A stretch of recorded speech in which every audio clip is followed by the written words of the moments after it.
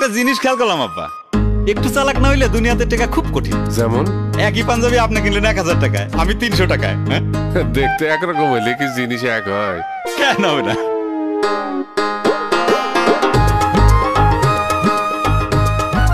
নতুন কিনছি তো। অতি চালাকের ভবিষ্যৎ কিন্তু ভালো হয় না।